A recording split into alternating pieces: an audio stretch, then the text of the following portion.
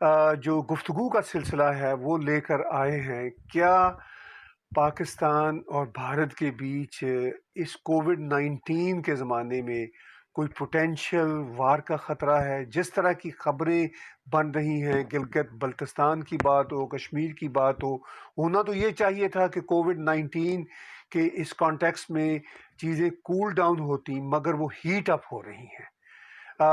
Doctor Sharda साहब मेरे साथ टेलीफोन लाइन पे जुड़े हुए हैं। डॉक्टर साहब, नमस्कार।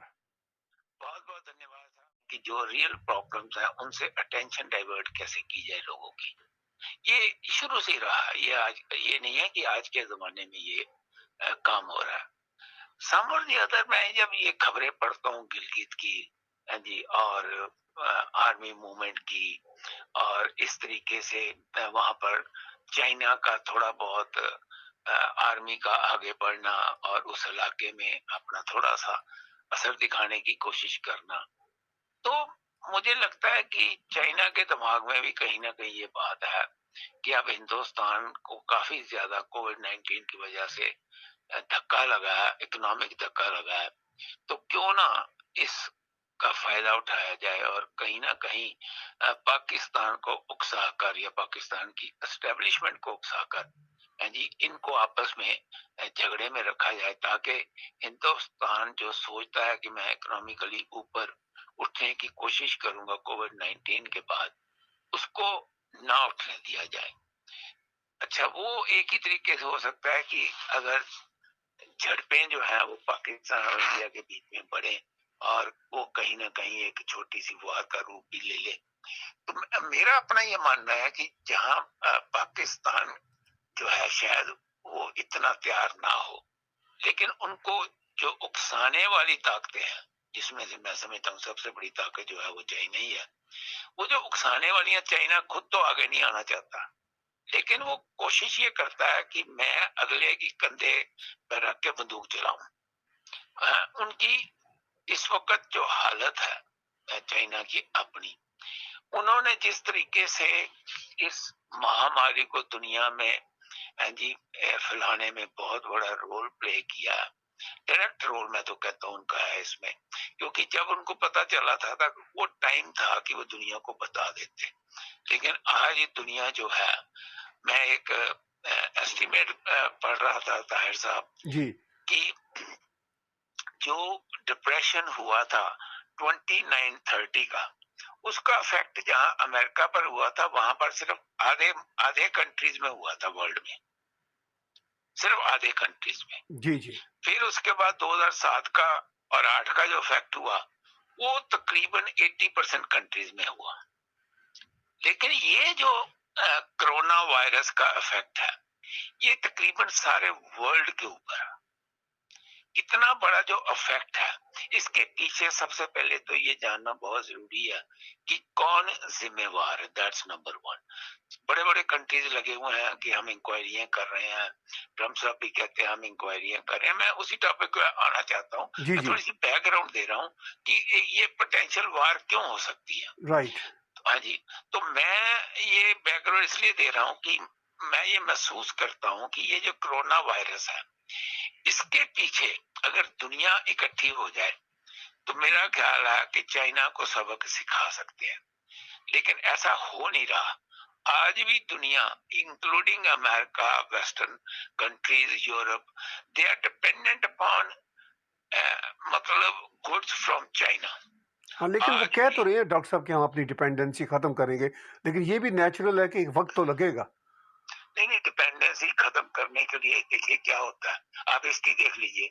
अब जी। कोविड-19 जब थोड़ा सा ढीला पड़ जाएगा, हाँ, हाँ। हाँ जी, वैसे ये जो वायरस है ये दुनिया में कभी खत्म नहीं होती। Right, it will be a part of life forever to be there in right, future. Right, right. लेकिन उसकी वैक्सीन निकल आएगी।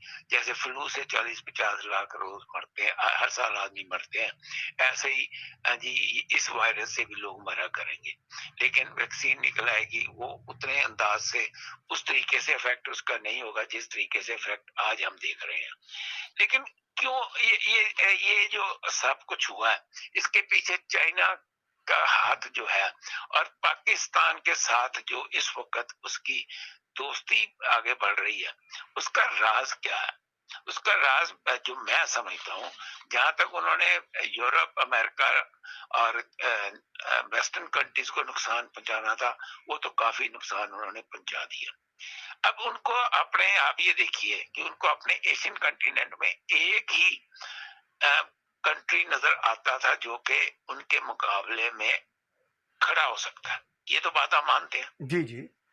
अच्छा, लेकिन जहां से शुरू हुई महामारी, वहां पर ठीक है कि उनका एक क्वार्टर जो है वो ग्रोथ कम हुई, लेकिन चाइना दोबारा अपनी फैक्ट्रियां जो है उसी ढंग से चलानी शुरू कर रहा है जिस ढंग से कोविड-19 से पहले चल रही थी। उनकी आज भी पोटेंशियल जो है वो 70-80% तक पहुंच चुकी हुई है, लेकिन वो हिंदुस्तान को नहीं चाहता कि वो इकोनॉमिकली आगे बढ़े। और उसने उसमें उसका साथ कौन देगा?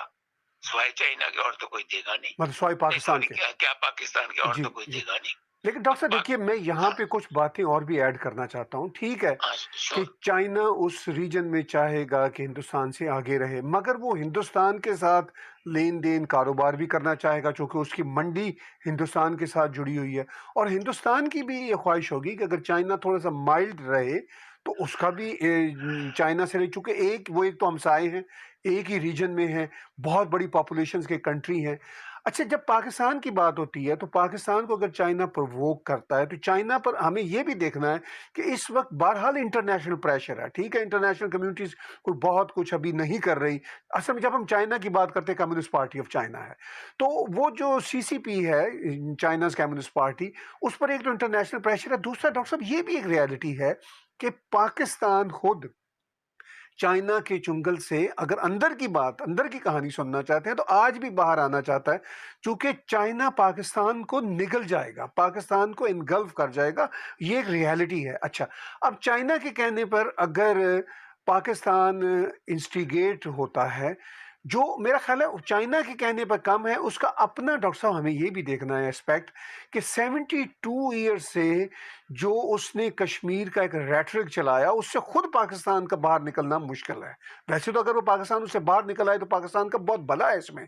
ये बात पाकिस्तान की एस्टेब्लिशमेंट को समझ नहीं आती। तो मैं ये पॉइंट यहाँ रेज करना चाहता हूँ आपके पॉइंट के साथ साथ कि क्या जो पाकिस्तान खुद चाइना से बाहर नहीं निकलना चाहता, क्या चाइना भारत के साथ काम नहीं करना चाहता, क्या चाइना पर इंटरनेशनल प्रेशर नहीं है, वो तो रहेगा।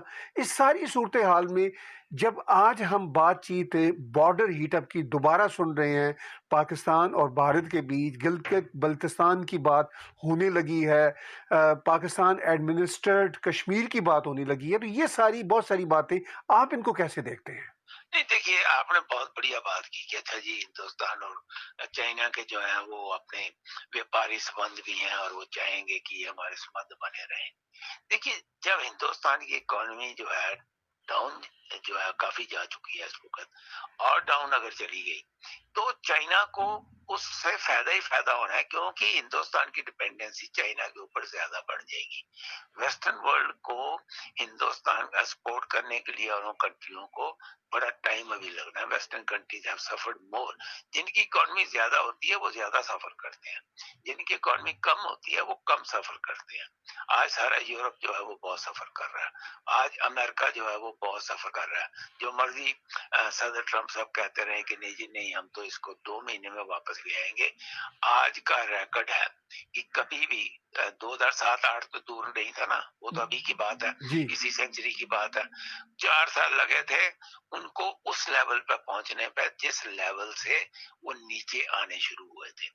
अगर बहुत ही ज्यादा इस वक्त मेहनत करें ट्रम्प साहब, तो हो सकता है 4 के बदले 2 साल में, लेकिन 2 महीने में इकॉनमी वहां पहुंचे ये नहीं हो सकता। एक और बड़ी इंटरेस्टिंग बात आपने की कि चाइना जो है वो पाकिस्तान को अ, मतलब जिसको कहते हैं ना, पानी पी जाएगा। हाँ, निकल जाएगा जी। हाँ, निकल जाएगा। या हाँ जी, लेकिन अब चाइना के पाकिस्तान के पास ना तो अरब कंट्रीज हेल्पर है, जिनके पास पैसा थोड़ा बहुत है। अमेरिका जो है उसको अपनी बड़ी मुसीबत पड़ी हुई है। अमेरिका जो है वो किसी किस्म की भी मदद जो है नहीं इस वक्त पाकिस्तान को दे सकता। तो कौन सा कंट्री है जो उसको मदद करेगा? ये तो मजबूरी में आप जो मर्जी कहिए, चाहे वो बाहर निकलना चाहे, लेकिन वहां की जो एस्टेब्लिशमेंट है, जो आर्मी है, उनको जो पैसे चाहिए और उनको जो हेल्प चाहिए, वो कौन करेगा? पाकिस्तान के बीच में से तो पैसा जनरेट हो नहीं रहा। वहाँ इंडस्ट्री जो है, जो मैं रिपोर्ट्स पढ़ता हूँ, आपको खैर ज्यादा पता है, जो मैं रिपोर्ट्स पढ़ता हूँ, उन रिपोर्ट्स में तो उनकी इंडस्ट्री जो है